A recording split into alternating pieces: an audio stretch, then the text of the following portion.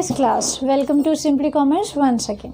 आज का टॉपिक बहुत इजी सा, सिंपल सा, और जिन्होंने सारी वीडियो देखी हैं पीछे वाली उनके लिए तो बहुत ही सिंपल। चलिए, आज का टॉपिक रहेगा हमारा difference between equity and preference shares. लेकिन उससे पहले हम टाइप्स ऑफ प्रेफरेंस शेयर करेंगे। कितने टाइप के प्रेफरेंस शेयर्स हैं, इन्वेस्टर अपने हिसाब से कौन से प्रेफरेंस शेयर चाहते हैं वो ख़रीद सकते हैं। तो पहले टाइप्स करते हैं और उसके बाद हम डिफरेंस करते हैं। तो चलिए स्टार्ट करते हैं।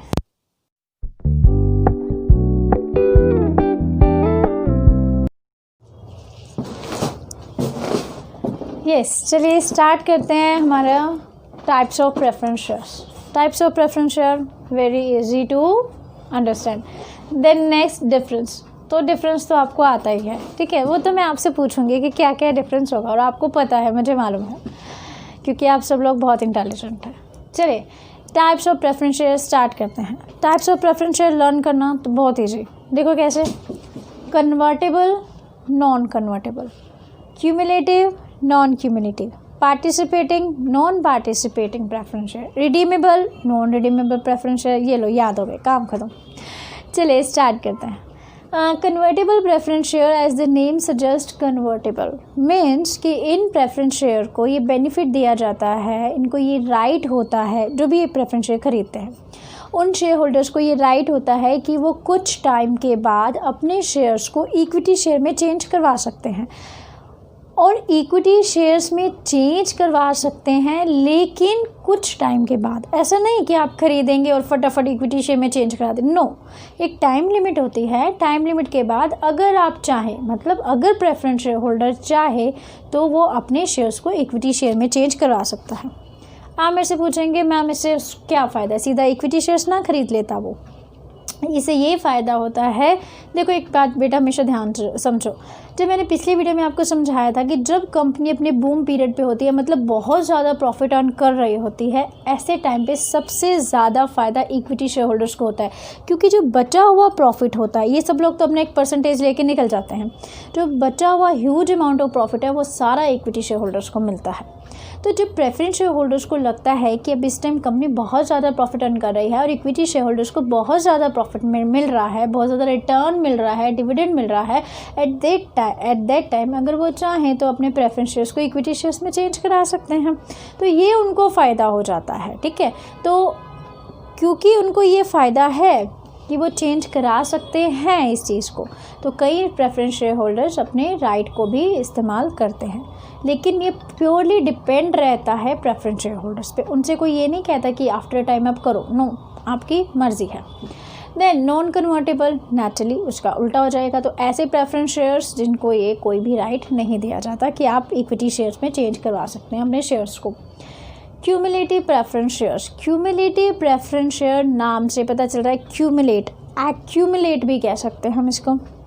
देखो बेटा, मैंने आपको करवाया था कि प्रेफरेंस शेयर्स जब डिविडेंड दिया जाता है तो कई बार ऐसा होता है कि कंपनी को लॉस हो जाता है, ये कंपनी अच्छा प्रॉफिट नहीं अर्न कर पा रही कि प्रेफरेंस शेयर होल्डर्स को डिविडेंड दे पाए। तो सपोज उसने 1 साल डिविडेंड नहीं दिया, नेक्स्ट ईयर अगर preference shares cumulative preference shares हैं, तो ऐसे में नेक्स्ट ईयर कंपनी को उस साल का तो डिविडेंड देना ही पड़ेगा, साथ में जो पिछला नहीं दिया उसको भी एक्यूमुलेट करना पड़ेगा, इकट्ठा करके दोनों साल का उसको डिविडेंड देना पड़ेगा। तो क्यूमुलेटिव प्रेफरेंस शेयर्स वो शेयर्स होते हैं जिनको ये राइट है कि वो पिछला अगर उनको डिविडेंड नहीं मिला तो इस साल पिछला प्लस अब का दोनों का डिविडेंड मिलेगा। मतलब उनका डिविडेंड एक्यूमुलेट होता रहेगा जब तक कि उनको डिविडेंड नहीं मिलता।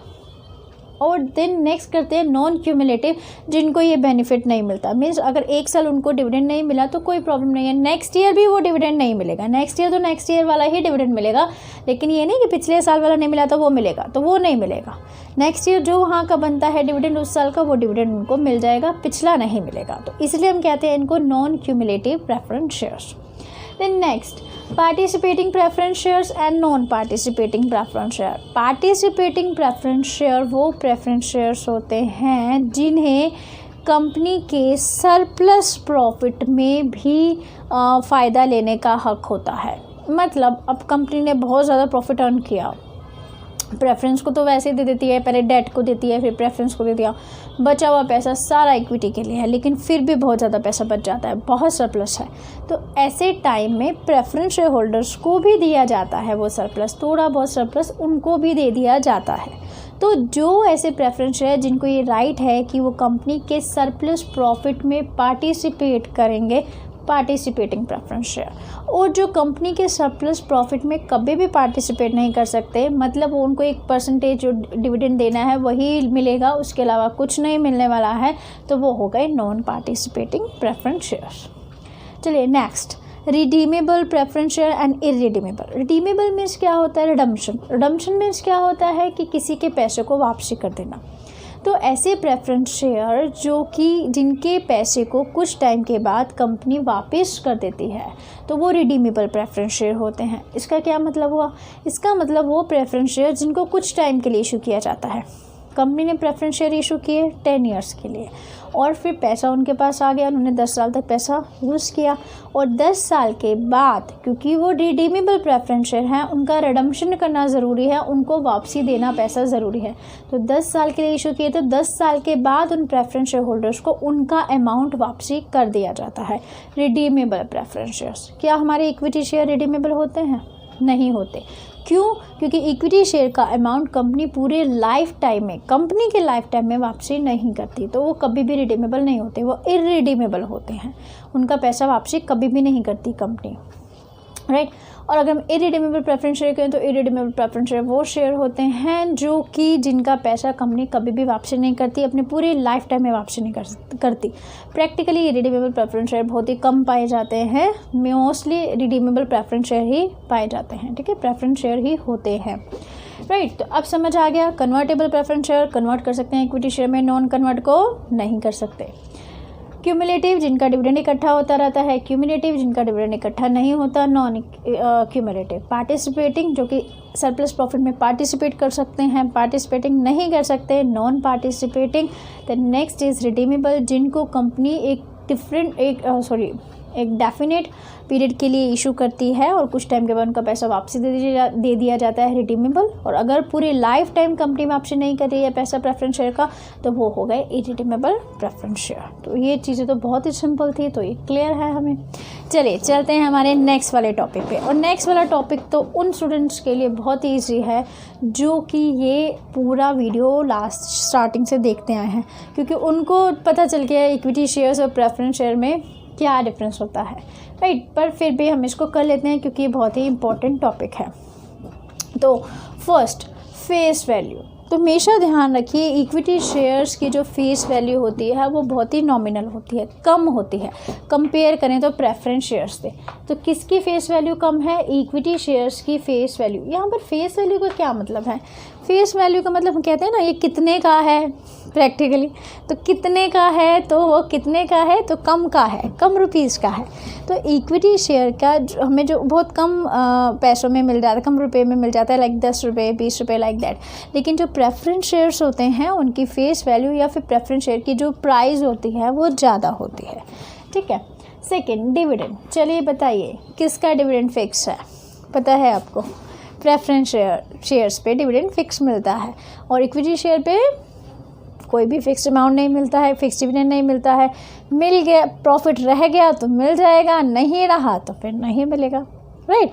अच्छा, एक चीज़ और, डिविडेंड दोनों में से किसको पहले मिलता है? प्रेफरेंस शेयर को या इक्विटी शेयर्स को? नेचुरली नाम क्या है? प्रेफरेंस। तो इसीलिए प्रेफरेंस किसको दी जाएगी? प्रेफरेंस शेयर होल्डर्स को। तो अगर डिविडेंड जब बढ़ता है कंपनी के प्रॉफिट में तो सबसे पहले प्रेफरेंस शेयर होल्डर्स को दिया जाता है, उसके बाद इक्विटी शेयर होल्डर का नंबर आता है। देन वोटिंग राइट्स बहुत बार कर चुके हैं। किसको वोटिंग राइट्स मिलेंगे कंपनी के डिसीजन में? सिर्फ ओनर्स को। ओनर कौन है? Equity share holders. Equity share holders are the owners of the company. तो इसीलिए सिर्फ वही लोग वोटिंग कर सकते हैं या वोटिंग में पार्टिसिपेट कर सकते हैं, लेकिन प्रेफरेंस शेयर होल्डर्स को ऐसा कोई भी राइट नहीं होता। देन रिस्क, कौन सबसे ज़्यादा रिस्क रहता है? इक्विटी शेयर होल्डर या प्रेफरेंस शेयर होल्डर्स? तो अगर हम इन्वेस्टर के पॉइंट ऑफ व्यू से कहेंगे तो सबसे ज़्यादा रिस्क रह रहा है इक्विटी शेयर होल्डर। क्यों? क्योंकि उनको डिविडेंड मिलेगा या नहीं मिलेगा, कितना मिलेगा, कुछ भी फिक्स नहीं है। लेकिन प्रेफरेंस शेयर होल्डर्स को एक परसेंटेज पहले से ही डिटर्मिन कर दिया जाता है कि इतना तो आपको डिविडेंड मिलेगा, हर साल मिलेगा। तो सबसे ज़्यादा रिस्क कौन बेयर कर रहे हैं यहाँ पर? इक्विटी शेयर्स बेयर करते हैं, इक्विटी शेयर होल्डर्स बेयर करते हैं। देन कंट्रोल, कौन कंट्रोल करेगा? जो वहाँ का ओनर होगा बिजनेस का। Who is the owner of the business? कौन होता है बिजनेस का ओनर? Equity share holder.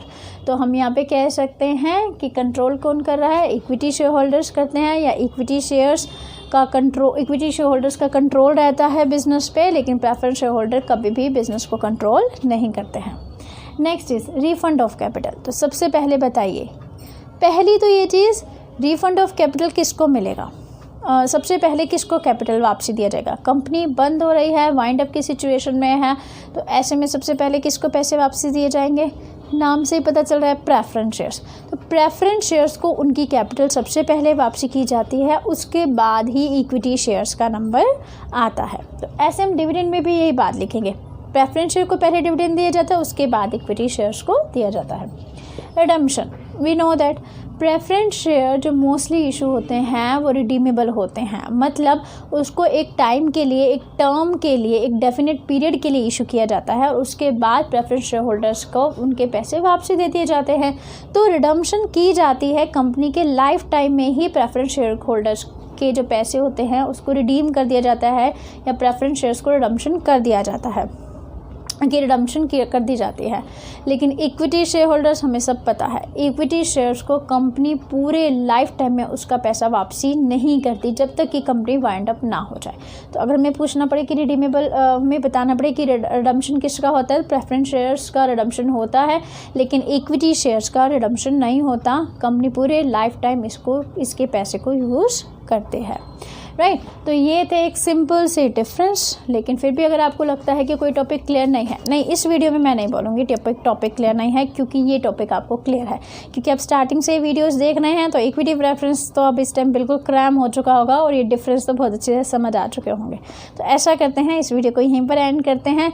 मिलते हैं कल नेक्स्ट वीडियो में। ओन फंड की ही हम एक और सोर्स करेंगे, that is retained earning. Yes, और एक चीज़, लाइक करना नहीं भूलना है, सब्सक्राइब भी करना है, शेयर भी करना है, क्योंकि किसी को अगर ये कंसेप्ट नहीं समझ आया तो उसको भी हमें ये चीज़ समझानी है, तो हम शेयर भी करेंगे इसको। और लास्ट, थैंक्स फॉर वॉचिंग।